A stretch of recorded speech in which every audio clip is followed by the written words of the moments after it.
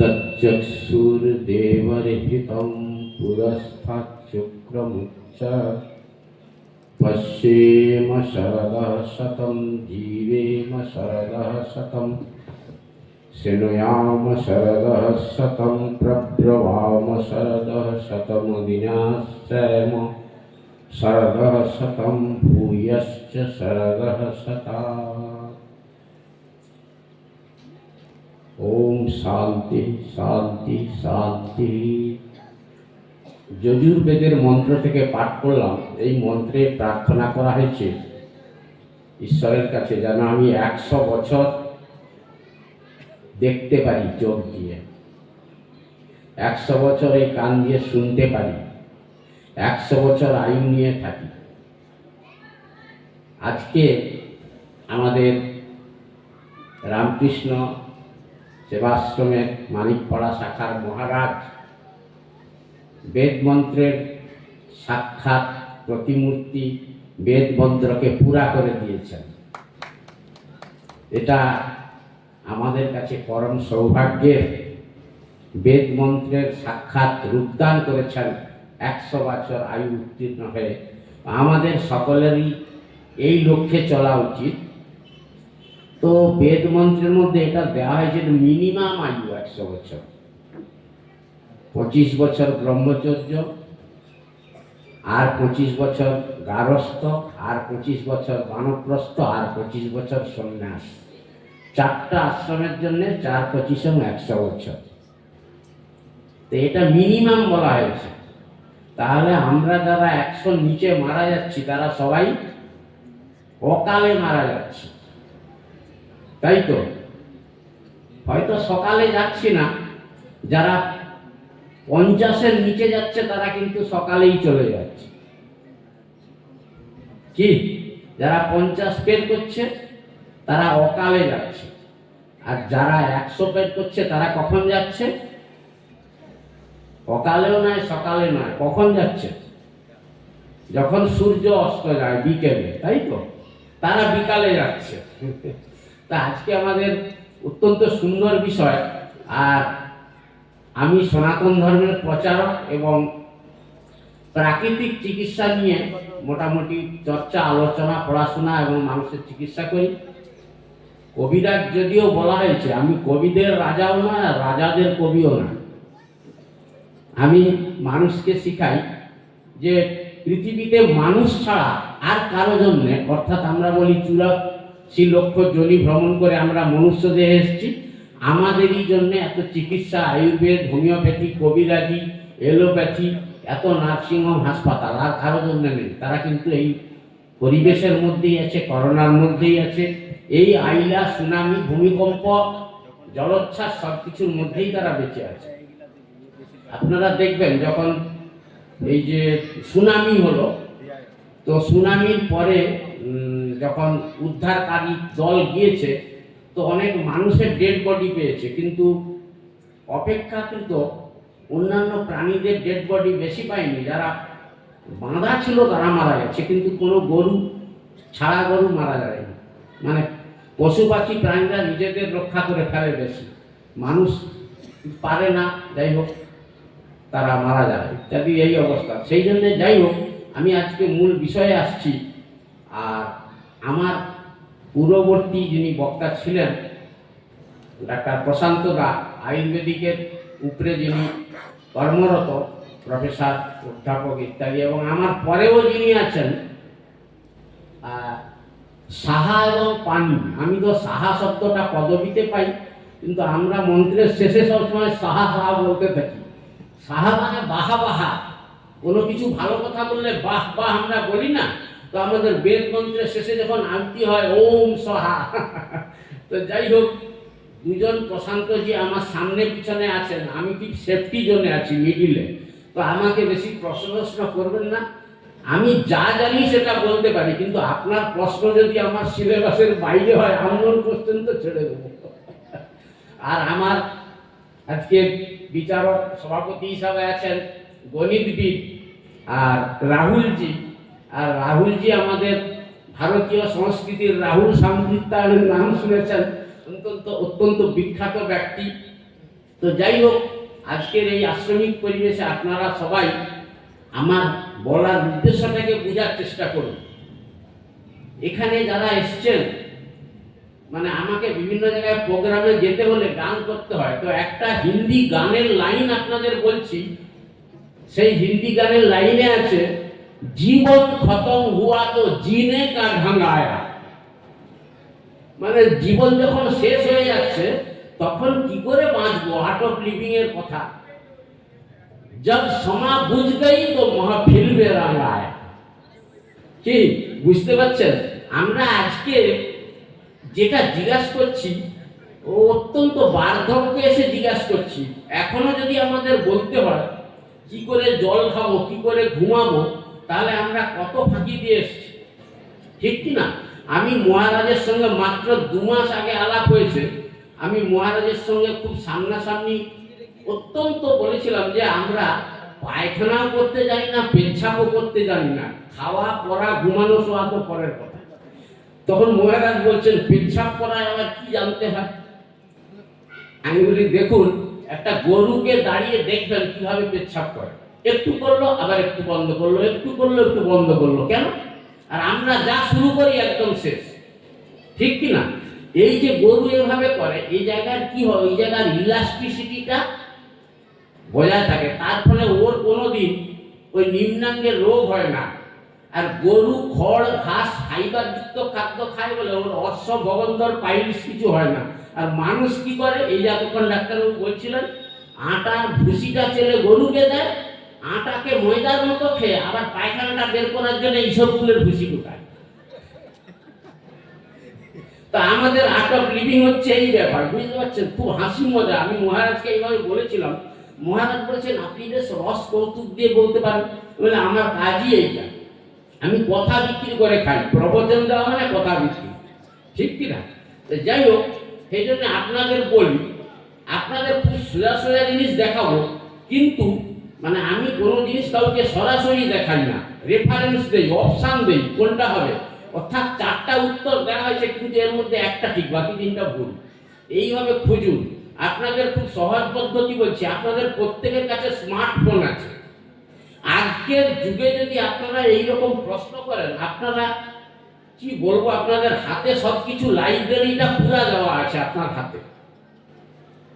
কি সারা বিশ্বের যা কিছু প্রশ্ন, আপনার হাই প্রেশার, তো হাই প্রেশারে আপনি তো এলোপ্যাথি জানেন না, হোমিওপ্যাথি জানেন না, আয়ুর্বেদিক জানেন না, তাহলে আপনি আপনার ঘরে কি আছে, হাই প্রেশারের প্রাকৃতিক চিকিৎসা কি বলে দিন। ইউটিউবের সঙ্গে সঙ্গে পরপর ভিডিও আসতে থাকবে। আপনি 5টা 7টা ভিডিও দেখে দেখবেন আপনার ঘরে কোনটা আছে, অ্যাপ্লিকেশন করুন। সোজা রাস্তা কিনা বলুন? এক বাঁকুড়াতে এক ভদ্র মহিলার কাছে গেছি, আমার এরকম কথা শুনে বলছে আমার জরায়ু ক্যান্সার। আমি বলি আপনি জানলেন কি করে? বলে আমি রামদেবের সেন্টারে গিয়েছিলাম, পরীক্ষা করেছে, এইসব ব্যাপার। আমি বলি আমাকে বলতে হবে না, আপনার হাতেই সব মেডিসিনের লাইব্রেরি আছে, আপনি বলুন জরায়ু ক্যান্সারের প্রাকৃতিক চিকিৎসা কি। পরপর ভিডিও আসতে আছে। আমি দেখুন, ছেলে আছে, মেয়ে আছে, ডাক্তার আছে, কত রকম। তো এই যে সব থেকে সহজ আপনার হাতের কাছে। আমি বলি এখানে মায়েরা বেশি সংখ্যায় বসে আছেন।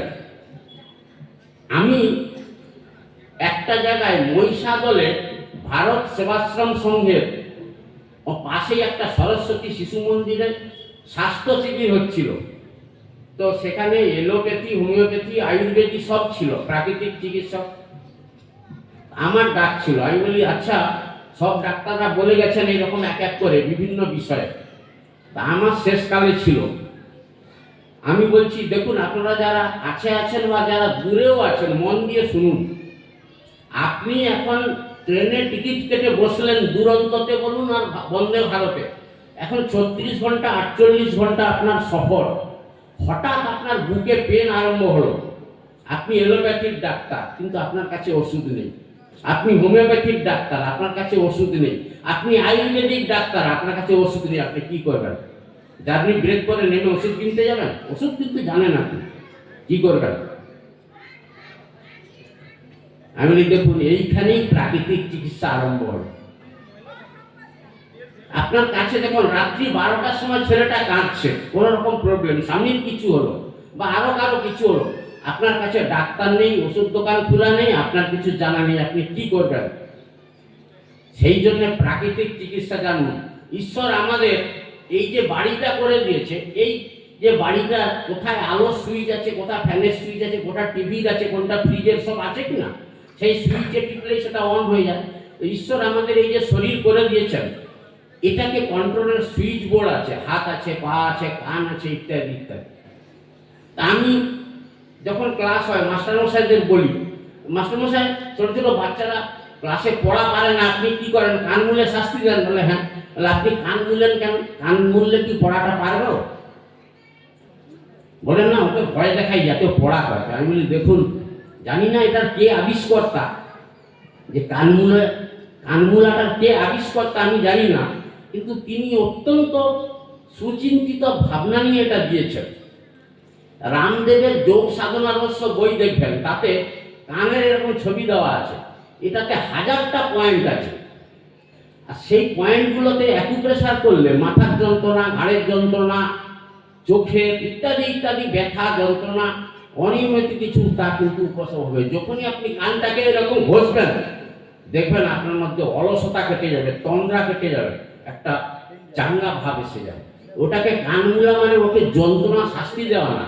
যখনই বাচ্চাটাকে এরকম করবেন কি, কিন্তু আমরা সেই জায়গা থেকে আজকে শাস্তি দেওয়া ভাবছি। যেমন জেল মানে শাস্তি দেওয়া নয়, জেলটাকে বলা হয় সংশোধনাগার, তাই না? আমরা সেসব ভুলে গেছি আজকে। আমরা ভাবছি ও জেল হয়েছে মানে এবার ঠিক হচ্ছে, শাস্তি পাক, কিন্তু না, ওকে সংশোধন করার জন্য ওখানে রাখা হয়েছে।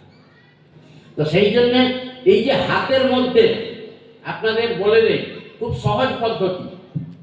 এই যে হাতকে এই লাইন থেকে এই পর্যন্ত, এইখান থেকে এই দেখতে পাচ্ছেন, এর উপরের দিকটা এই কলার বনের উপরটা, আর এই লাইনের থেকে এই পর্যন্ত এইটা যে কলার বন থেকে আপ টু তলপেট এতটা, এখান থেকে নিচেটা হচ্ছে এইখান থেকে এই, বুঝা গেল? বুঝাতে পেরেছি? এইবারে আপনার মনে করুন কোথাও সমস্যা হচ্ছে এইখান থেকে এর মধ্যে, তাহলে এই জায়গাটায় অ্যাকুপ্রেশার করে এরকম টিপলে আপনি উপশম পাবেন। যদিও আপনি ডাক্তারি না জানেন, অ্যানাটমি না জানেন, অ্যাকুপ্রেশারের ছবিও কাছে না থাকে, এইখানের মধ্যেই সব কিডনি আছে, হার্ট আছে, থাইরয়েড আছে, লাংস আছে, ফুসফুস আছে, সব আছে। যদি তলপেট থেকে নিম্নাঙ্গের কোনো প্রবলেম হয়, এইখানে টিপবেন, এইখানে। আর যদি এইখান থেকে উপরে হয়, তাহলে এই যে এইটা হচ্ছে মস্তিষ্ক, পিনিয়াল পিটুইটারি, এইগুলো চোখ, কান, নাক, গলা, যা কিছু এই উপরে যা আছে এর মধ্যে আছে সব। তো অ্যাকুপ্রেশার করবেন, সঙ্গে সঙ্গে কাজ। কারো মাইগ্রেন, মাথার যন্ত্রণা হচ্ছে, এখানে পিনিয়াল পিটুইটারি, ইচ্ছা শক্তি, পড়াশোনায় মন বসে না, ইত্যাদি ইত্যাদি। তো এই যে জিনিসগুলো আমাদের জানতে হবে। আপনি একটু অ্যাকুপ্রেশারের ছবি দেখবেন, অ্যাকুপ্রেশারের ইউটিউবে বললে এসে যাবে, কোথাও বই কিনেও পাবেন। নিজে জানুন কোথায় কি আছে। আপনার বুকে ব্যথা হচ্ছে, যদি মনে করুন হার্ট, তা হার্ট কোন দিকে থাকে, বাঁ দিকে না ডান দিকে? বাঁ দিকে থাকে। বাঁ হাতের এই পজিশনে হার্টের পজিশন। তো এইখানে পাম্প করবেন, তাৎক্ষণিক কাজ। আপনার ট্যাবলেট কিনতে যাওয়া, ডাক্তার দেখা অত কি, আরে প্রেশার করার পদ্ধতি হচ্ছে সুচালোভাবে নয়, ফ্ল্যাট ভাবে করবেন। আর সুইচকে খুব জোরে টিপলে সুইচ তো ভেঙে যাবে, কি চালার জন্য যতটুকু প্রেশার, এটাও ঠিক তাই তদ্রুপ। না খুব জোরে জোরে এরকম করবো, তাহলে কি হবে? এখানেও তো এরকম সূক্ষ্ম জিনিসগুলো নষ্ট হবে। বুঝতে পারছেন কি সুন্দর? আগেকার দিনে যারা রাজারা, ক্ষত্রিয়রা যুদ্ধ করে, অস্ত্রের পত্র যুদ্ধ বন্ধ হয়ে যেত, রাত্রের মধ্যেই তাকে এমন রিকভারি করা হতো, অত্যন্ত কাটা ছাড়াও ভেষজের দ্বারা, অ্যাকুপ্রেশারের দ্বারা সেবা যত্ন করে আবার পরের দিন যুদ্ধ করতে যেতে পারত। তাহলে আমাদের ভারতীয় চিকিৎসা শাস্ত্র কত উন্নত ছিল, তাই না? তো সেই জন্যে এইসব অনেক অনেক কাহিনী, ইতিহাস বলতে গেলে তো লাগাতার এখন আসতেই থাকবে। তো সেই জন্যে আপনাদের কি করে খেতে হবে, খাওয়ার পরে কোন দিকে পাশ মেরে ঘুমাতে হবে। আমাদের দেখুন ঈশ্বরের দুটো নাসিকা ছিদ্র দিয়েছেন কিনা, এটা ডান আর এটা বাম, একে বলে কি, ইড়া পিঙ্গলা, সূর্য চন্দ্র। গঙ্গা, যমুনা ইত্যাদি শাস্ত্রের ভাষায় অনেক নাম। তাহলে আমরা খাওয়ার পরে দিনের বেলা খাওয়ার পরে 1 ঘন্টা ডাননাসিকা শ্বাসে রাখতে হবে, তাহলে খাবার হজম হয়ে যাবে। আর রাত্রে খাওয়ার পরে সারা রাত্রি ডাননাসিকা শ্বাস রাখতে হবে, কারণ বাম পাশ মেরে শুতে হবে।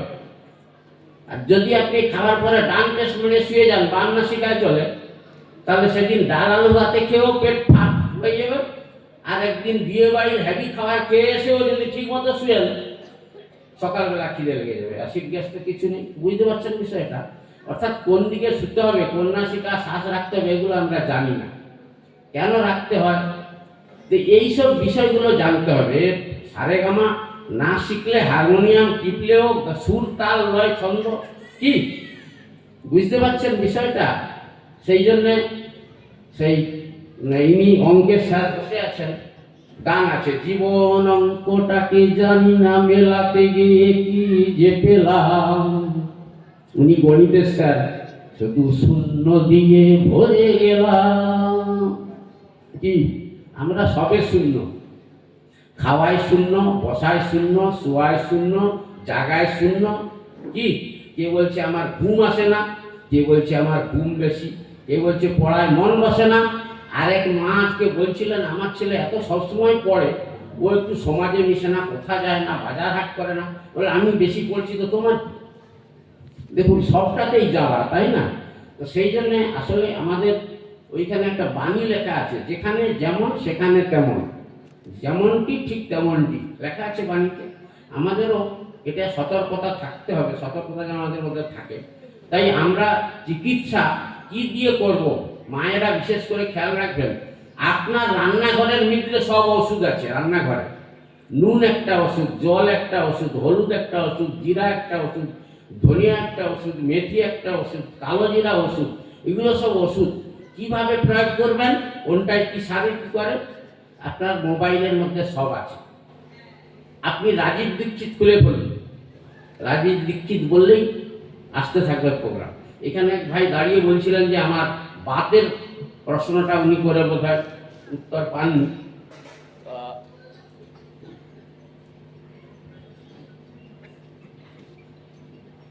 बात माने की बोली? बात अभी बाकी है, रात अभी बाकी है, तখন की বাত মানে বায়ু। ঠিক কথা বলেছেন, সেই জন্যই লেখা থাকে বাতানুকূল, এয়ার কন্ডিশন। তাহলে বায়ু বিকার, এই তো। তা আমাদের শরীরের 3টি রোগ আয়ুর্বেদাচার্যরা বলছেন, বাত, পিত্ত, কফ। বায়ু বিকার, পিত্ত বিকার আর কফ বিকার। তো রামদেব বাবা প্রাণায়ামকে জনপ্রিয় করে পপুলার করে দিয়েছেন। তিনি দিয়েছেন যে 7টা 8টা প্যাকেজ দিয়েছেন। কি ভস্ত্রিকা, কপালভাতি, অনুলোম বিলোম, বারিধক, এরকম করে দিয়েছেন, ভ্রামরী, উদ্গীত, উজ্জায়ী। এই যে প্রাণায়ামের কোর্সের মধ্যে আমি এক পতঞ্জলি ট্রেনারদের বলি, মুখ্য প্রাণায়াম কটি বাবা? মুখ্য প্রাণায়াম 2টি প্রাণায়াম মুখ্য, কপালভাতি আর অনুলোম বিলোম। কিন্তু রোগ তো 3টা, বায়ু, পিত্ত, কফ। হোমিওপ্যাথিতে বলে সোরাসিফিলিস, সাইকোসিস। ঠিক আছে? বায়ু বিকার যায়,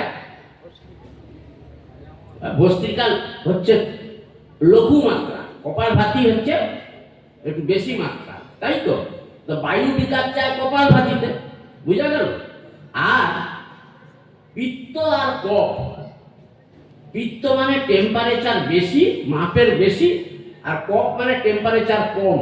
দেখবেন কারো গায়ে লাগলে যেন গায়ে ছেঁকা লেগে গেল, মানে ওর শরীরটা আপনার থেকে হ্যান্ডশেক করলে বুঝতে পারবেন আপনার হাতটা ঠান্ডা না ওর হাত ঠান্ডা, বুঝতে পেরে যাবেন। তাহলে কে অপেক্ষাকৃত পিত্ত বেশি, কার কফ প্রকৃতি বুঝতে পেরে যাবেন। তাহলে একটা নির্দিষ্ট তাপমাত্রার থেকে বেশি শরীরে থাকলে আর কম থাকলে এই 2টো রোগ হয়, পিত্ত বিকার আর কফ বিকার। তো এটাকে ব্যালেন্স করে এই অনুলোম বিলোম। অনুলোম বিলোম কি? যেহেতু বলছে এটাকে একটা সূর্য নাড়ি, চন্দ্র নাড়ি, তাহলে একবার সূর্য দিয়ে নিচ্ছি, চন্দ্র দিয়ে ছাড়ছি, আবার চন্দ্র দিয়ে নিচ্ছি, সূর্য দিয়ে ছাড়ছি। এরকম ঠান্ডা গরম করতে করতে ব্যালেন্স হয়। এই জন্য অনুলোমে 2টো রোগ সারে, অনুলোম বিলোমে। পিত্তলার কপ আর ভস্ত্রিকা লঘুমাত্রার, কপালভাতি গুরুমাত্রার প্রাণায়াম। বুঝতে পারছেন? তাহলে আপনি কিছুক্ষণ প্রাণায়াম করবেন, এক্সেল ইনহেল করবেন, তা আপনার দেখবেন ধীরে ধীরে শরীর নর্মাল হবে। আর এটা কোথায় আপনি কি অর্থে প্রাণায়াম করছেন? নিরোগার্থে, নিরোগ হওয়ার জন্য। তো আপনাকে একদম পরমার্থ পর্যন্ত পৌঁছে দেবে। যাবে কি না? যোগের দ্বারা আত্মা পরমাত্মা সঙ্গ সান্নিধ্য লাভ করবে, বুঝতে পারবে? সেই জন্যেই যোগ চিত্তবৃত্তি নিরোধ। তাহলে আপনি যোগ করছেন রোগ সারাতে যোগ। আমি আমার এতে লিখেছিলাম এরকম একটা কাগজে, যোগে রোগ বিয়োগ। যোগ করলে রোগটা বিয়োগ হয়ে যাবে। তো সেই জন্য আমরা যদি কিছু গাছগাছড়া ভেষজ আশেপাশে আছে জানার চেষ্টা করি। আপনার এলাকার পাশাপাশি অনেক কিছু আছে। আর আমাদের এত গর্বের প্রচুর বিষয়, আপনার ভেষজটার নামের মধ্যে তার গুণবত্তা লুকিয়ে আছে। পুনর্নবা গাছ চেনেন তো? পুনর্নবা শব্দটার মধ্যেই কিন্তু ওটার অর্থ লুকিয়ে আছে। পুনঃ মানে দ্বিতীয়বার বা আবার, পুনরায়, নবীকরণ, ইংরেজিতে বলেন রিনিউয়াল। তা আপনার জীবনকে রিনিউয়াল করে নিন, পুনর্নবাস প্রয়োগ করুন শরীরে। হরিত কি? সমস্ত পাপকে, ক্লেদকে, মলিনতাকে হরণ করেন বলেই হরিত কি। প্রত্যেকটা সুন্দর সুন্দর জিনিস। সজিনা বলি সবাই, সজিনার আয়ুর্বেদিক নাম কি? শোভাঞ্জন। বুঝতে পারছেন? যা আপনার শোভাশ্রী বৃদ্ধি করবে। সমস্ত আয়ুর্বেদিক ভেষজগুলোর নামের মধ্যে এত সুন্দর সুন্দর বিষয় লুকিয়ে আছে। তো এইগুলো একটু কালচার করুন। বাড়িতে অনেক শেক্সপিয়ার আছে, রবীন্দ্র রচনাবলী আছে, বঙ্কিম আছে, শরৎচন্দ্র আছে, ডেল কার্নেগি আছে, কিন্তু ভৈশ্বর্য রত্নাবলী আয়ুর্বেদ সংগ্রহ নেই। যা আপনার কি দেখুন, জীবনে এই যে সন্ন্যাস যারা গ্রহণ করে, আপনাদের বলে দিই, যখন সন্ন্যাস সংস্কার নেওয়া হয় তার যজ্ঞোপবীত কেড়ে নেওয়া হয়, মানে মুন্ডন হয়ে যায়, কিচ্ছু তার সঙ্গে যায় না। শুধু তার সঙ্গে একটা মাত্র জিনিস যায়, যে প্রতিদিন সাধ্যায়। এই অভ্যাসটা কিন্তু ব্রহ্মচারী থেকে একদম সন্ন্যাস জীবনেও সাধ্যায়, মানে পড়াশোনা, জ্ঞান অর্জন। আর এই জ্ঞানটা জন্ম জন্মান্তরে গমন করে। আপনি এই জন্মে যে জ্ঞানটা অর্জন করলেন, এখন দেখছেন না, সুবর্ণর নাম শুনেছেন? সুবর্ণ নাম শুনেছেন? বাংলাদেশের একটি ছেলে, 9 বছর বয়স, ওর বাবা হার্ভার্ড ইউনিভার্সিটির প্রফেসর ম্যাথমেটিক্সের, স্যার জানবেন। তিনি কলকাতায় এসে ক্লাস করে গেলেন প্রফেসরদের, মুম্বাইয়ের ক্লাস করছেন অল ইন্ডিয়াতে। বাংলাদেশের ছেলেটি তার কলেজ লেভেলের অঙ্ককে বাচ্চাটা মুহূর্তের মধ্যে করে দিচ্ছে। আরেকটা নাম বলছি, অনুষ্কা শর্মা, এইটুকুন মেয়ে, তার বাবার সঙ্গে মাত্র 3 দিন প্রবচন শুনতে গিয়েছে, ব্যাস 4 দিনের দিন থেকে সে প্রবচন করছে। তুলসীদাস, রামচরিতমানস সব মুখস্থ, সংস্কৃত মুখস্থ হু করে। তাহলে ওটা কোথা থেকে আসছে? প্রারব্ধ, জন্ম জন্মান্তরের জ্ঞান কিভাবে এইভাবে। বুঝতে পারছেন বিষয়টা? আপনি জানবেন যে শঙ্করাচার্য কত কম বয়সে সমস্ত বেদ মুখস্থ কণ্ঠস্থ করে কিভাবে তিনি শাস্ত্রার্থ করেছিলেন, ইত্যাদি ইত্যাদি। সেই জন্যে আমরা যদি এখন থেকে কিছু আমাদের সময়কে নষ্ট না করে সময়কে কাজে লাগাতে হয়, কিছু পড়াশোনা সাধ্যায় চর্চা করুন, আপনি সুস্থ হবেন, আপনার পরিবার প্রতিবেশী সবাই সুস্থতা। আজকে মহারাজ এখানে যে জিনিসগুলো আপনাদের কাছে করছেন, আপনারা জানি না কিভাবে নিচ্ছেন, এখানে প্রতীকী হিসাবে করছেন। উনি অশোক গাছ লাগিয়েছেন কিসের জন্য? এখানে এটা বোঝাতে যাচ্ছেন যে এখানে যেন শোকের ছায়া মাত্র না থাকে। কি তাহলে এটা প্রতীকী। এখানে উনি চিকিৎসা করছেন, রুগীদের ওষুধ দিচ্ছেন। তাহলে এটা প্রতীকী যে আপনারাও ওনার মতো চিকিৎসক হন, প্রথমে নিজের, তারপরে পরিবারের, বেশি হলে প্রতিবেশী পাবে। উনি এখানে শিক্ষার অঙ্গন গড়ে তুলেছেন, তাই তো? এখানে মানুষের সঙ্গে প্রেম, প্রীতি, ভালোবাসা, জীবনকে ভালো রাখার জন্য বারবার ডাক্তারবাবু বলছেন আনন্দে থাকুন। তাহলে উনি সকালে বলছিলেন, সময় হচ্ছে না, ঠিক আছে, আমার 30 মিনিট হলে এখনো 5 মিনিট বাকি আছে সম্ভব। যাই হোক, হ্যাঁ, আমি আপনাদের বলছি, আপনারা নিজেদের চিকিৎসক হওয়ার চেষ্টা করুন। আপনাদের অ্যাসিড গ্যাস হলে আপনারা জিজ্ঞাসা করছেন কি খাবো, দোকানে যে বলছে অ্যান্টাসিড বা কিছু একটা দিন, আমার অসুবিধা হচ্ছে। তো একটা কুকুরের যদি কিছু খেয়ে পেট ফাঁপ হয়, কি করে কুকুর?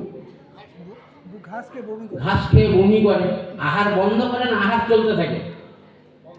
তাহলে আমাকে ডাক্তারবাবুকে যে বলতে হয় যে আজকে নিমন্ত্রণ বাড়ি আছে, যেন যে খেতে পারি হাই পাওয়ার একটা অ্যান্টাসিড দিন, কি? তো ওকে মেটাসিড দিলেই তো ভালো হতো, সব থেকে হাই পাওয়ার। কি বলবো বলুন, আমরা কোন জায়গায় আছি? আমরা আমাদের নিজের শরীরটাকে ভাবলাম না, বুঝলাম না, জানলাম না কিভাবে চলছি। অর্থাৎ আমাদের কবির কথায় বলতে হয়, ওহে মৃত্যু তুহু মম শ্যাম সমান, যেন মৃত্যুকে আলিঙ্গন করছি। সেই জন্যে চিকিৎসা নিরাময় বিষয়টা আপনার হাতের কাছে। আপনি একটু জানুন, চর্চা করুন, বুঝুন। আমি অনেক প্রশ্নের জিকের উত্তর দিতে পারি যে সব থেকে বেশি রান কার, কে সব থেকে 6টাতে 6 মেরেছে, অনেক তথ্য জানি, কিন্তু জীবনের তথ্যপঞ্জি আমার হাতে নেই। কি করলে আমি সুস্থ থাকবো, নীরব থাকবো, দীর্ঘায়ু হব, ইন্টেলেকচুয়াল হব, কি করে আমার গ্রহণযোগ্যতা, আমি পপুলার হব, এই বিষয়গুলো নিয়ে যদি আমরা ভাবতাম, চিন্তা করতাম, আমরা অনেক দূর এগিয়ে যেতে পারতাম। সর্বে সুখিনঃ সন্তু, সর্বে সন্তু নিরাময়া, সর্বে ভদ্রাণি পশ্যন্তু, মা কশ্চিৎ দুঃখভাগো ভবেৎ। ওম শান্তি শান্তি শান্তি। আমি রিকোয়েস্ট করব, আমার পরে যিনি বক্তা আছেন, আমার থেকে দুজন খুব হাই কোয়ালিফাইড